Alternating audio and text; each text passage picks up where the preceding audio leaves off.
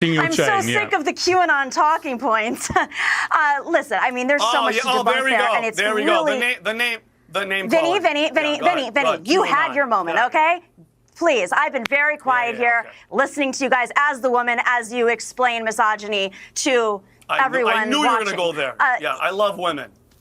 You know, because I'm oh, you love women. I'm sure they love you too. Listen, this is going to be determined by women.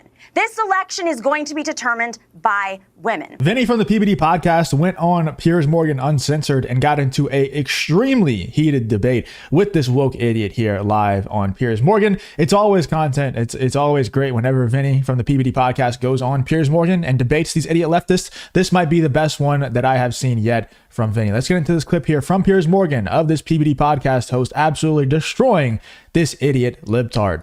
And I think that is her problem, is that people think she talks in a kind of word salady way, and that Trump, for all his, nonsense sometimes, at least has a quite clear messaging marketing process, which he just rams home the same things again and again and again, and they do resonate with people. How concerned are you that with just 3 weeks to go, that Kamala has that issue of she was probably a pretty left-wing progressive.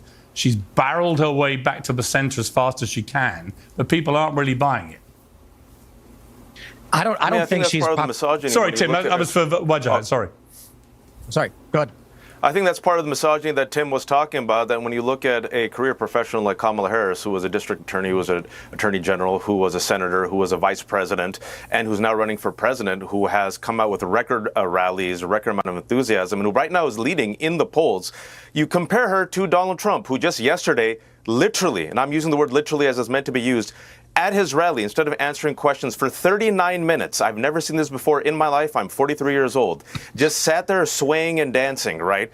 He literally canceled a CNBC interview just today, about an hour ago. He refuses to release his medical records. He canceled the 60 Minutes interview. He refuses to do another debate.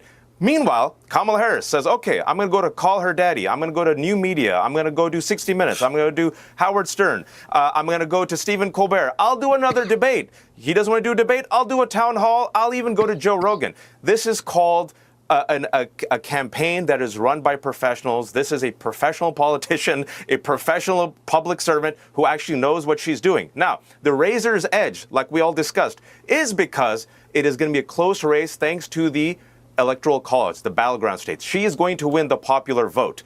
I believe she will win the presidency. This reminds me more of 2012, where the polls were very similar. And a lot of people thought, Obama's not going to pull through. I think she will. I think she's doing a really smart thing right now by going on Rogan, all these other outlets, trying to win over the argument. And I agree with Tim. I never thought I would say this. I agree with Tim that we do have a misogyny problem and a racism problem in America, which is why some people, some young men who realize Donald Trump has only a concept of a plan and no plan, might not vote for Kamala Harris. But I do believe she has the enthusiasm and she will get it done. All right, Vinny, a response to that. I mean, first and foremost, anything that's negative about Trump, I always refer back, Piers, as you know. We've already had the 4 years of Donald Trump. I don't know what this guy's talking about. It sounds like you're getting paid by the Democratic Party. We've already had 4 years of Trump, and we were winning, okay? Look at this past 4 years. You please tell me, you talked about her career as a, in San Francisco and everything. What did she accomplish when she was there? 146 laws that she tried to get behind, none of them were passed, okay? She has an abysmal record. If anything that we've seen in this past 4 years, you think that, what's Kamala going to do different? I'm just curious. What do you think Kamala's going to do? I don't care about the enthusiasm. I don't care about the men for Kamala. Sure. Please tell me name one policy that she's going to do that's going to save America from this past 4 years that she's been involved in. I'm very curious. Very curious. I'm curious to see if you guys in the chat and honestly answer the question. Don't, obviously we're all probably watching this wanting Donald Trump to win this next election. Whether or not you're a full Trump supporter, I don't really care. You're probably wanting Donald Trump to win this next election. I'm curious to see if you guys can name a singular policy that Kamala Harris is really strong on, like that she has mentioned, that isn't the one that she stole from Donald Trump, or the fact that she isn't Donald Trump, because that's all that I've ever heard Kamala Harris say. Vinny brings this up all the time on the PBD podcast, and so do Patrick Bet-David and all these other guys. They talk about it all the time, and everybody has kind of picked up on it now that Kamala Harris is going on all of these different shows. every time Kamala Harris is asked to make a stance, say something that she actually believes in, state a policy that she is wanting to push, she says, well, you see, guys, I'm not Donald Trump. And all the Democrats just eat it up. I'm curious to see if you guys in the chat and the comments can name something. And I'm very curious to see what this guy says here. Sure, you don't have anything. There's nothing. Wait, ready for this? Can you let me speak? Before you go, is it the border? Hang on. Yeah, is it the economy? You ask the question, let him answer. Bad job. Yeah, I'm very curious. All right, here we go. Unlike Donald Trump, she's not going to unleash the military on U.S. citizens. He promised to do that on the weekend. Unlike Donald Trump, she's actually support Obamacare and strengthen it, not destroy it. Unlike Trump and Republicans, she's going to actually fund Social Security. That's not a policy. Yes, it is. She's going to fund Social Security and she's going to fund Medicare. Donald Trump and Republicans said they want to destroy it. She's going to reinstate Roe v. Wade. She's going to try to actually make that into law, unlike Donald Trump and Republicans who overturned it, and which is why they're going to lose the election, because they attacked women, women's rights. They're going to go after contraceptive and IVF. There you go, genius. Vinny? You're a genius, Vinny, apparently. Thank you. I'm a genius. But Piers, let's just face the facts, okay?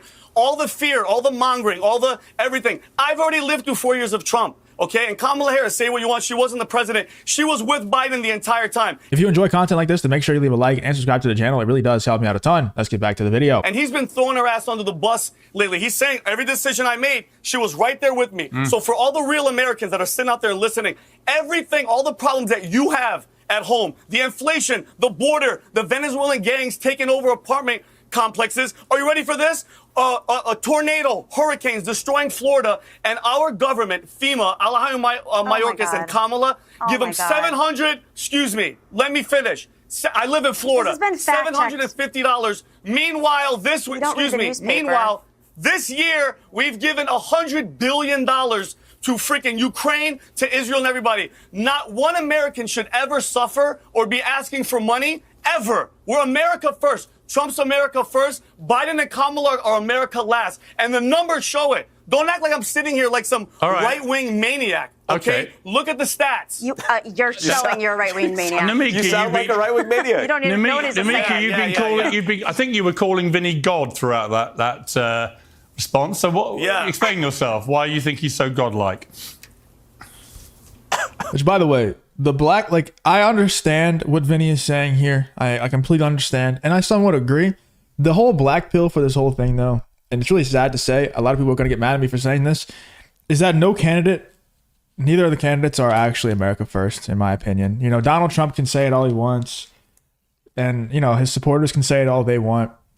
In reality, you know, he's mentioned the Middle East so many times. He's mentioned that, you know, Ben Shapiro's favorite country over there so many times, you know, and his vice president has as well, and everybody in his cabinet is going to be mentioning it as well. The reality is everybody is sold out to these countries, not just in the Middle East. You know, it seems like the left is more sold out to China, and then the right wing is more sold out to that, you know, Ben Shapiro's favorite country over there in the Middle East. But the black pill and the whole thing is like, if Donald Trump wasn't going to support that country, he would have no chance of winning. He wouldn't be the nominee. That's just the bottom line of it. Donald Trump has realized that. And I think he's just playing along. He's just playing the game. So it's really sad to say. I know Vinny is very passionate. And Patrick Bet-David says the same thing on his podcast, that one side is America first, one side isn't.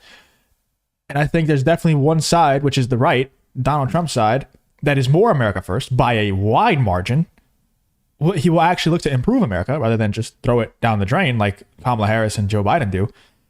But in terms of actually being America first and what its true meaning is, I don't think there's any candidate that's truly like that. And that's the real black pill, because if any candidate was actually truly America first, they would have no chance of winning, and they would make sure of that. And by they, I mean, you know, the people who are really running the world, they would make sure that didn't happen. Who is this calling Vinny God? I wasn't calling him God. Well, you were saying God repeatedly. I wasn't sure if you meant he was a god. Oh my God is what I was saying. I know. I was yanking your chain. I'm so sick of the QAnon talking points. Listen, I mean, there's so much to debunk there, and it's there we really... go. The name. Vinny, you had your moment, okay? Please, I've been very quiet here, listening to you guys as the woman, as you explain misogyny to everyone. I knew you were going to go there. I love women. because you love women. I'm sure they love you too. Listen, this is going to be determined by women. This election is going to be determined by women. And women are not only, we saw it in 2022, this country has turned out in... Why does every woman, whenever they get into their super boss queen mode, why do they all have the same exact mannerisms that they think make them look so cool and so powerful? They all do that like little hand thing that she was doing just a second ago. You see that little hook thing that she's doing with her left hand there? Like they always do the same thing. Like this election will actually be decided by women. I am a very strong and powerful woman, and I always do the same thing with my hand whenever I get into my boss queen mode. It's like, holy shit. Somebody needs to, oh my God, I have to watch what I say. But yeah, I would love to see this person be put in their place verbally and also possibly allegedly physically would be nice as well. Women are not only, we saw it in 2022, this country has turned out in response to Roe v. Wade, not just because it's attack against abortion rights and abortion access and the right to choose, but also it shows that the Republican Party and Donald Trump have had an agenda, not only through cutting off clinics, funding to clinics across the country, attacks on IVF, not only with their online agenda, like Tim Pool here, who was funded by the Russians, let's not forget, that they had an agenda to sway young male voters into being radicalized through disinformation campaigns. This is all out there at this point. Part of the gender divide here right now,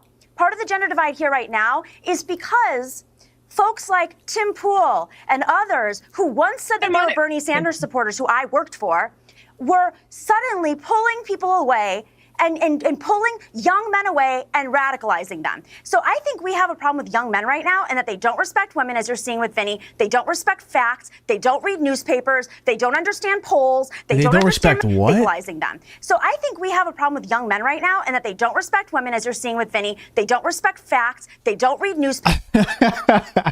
I thought she said they don't respect women and they don't respect fats, like fat people. I was like, why? He said facts. Okay. Yeah. I wonder why young men don't respect women. It's probably because they act like this and it's just so obnoxious. It's like, just please, my ears are piercing. Please just stop talking. Nobody cares what you have to say.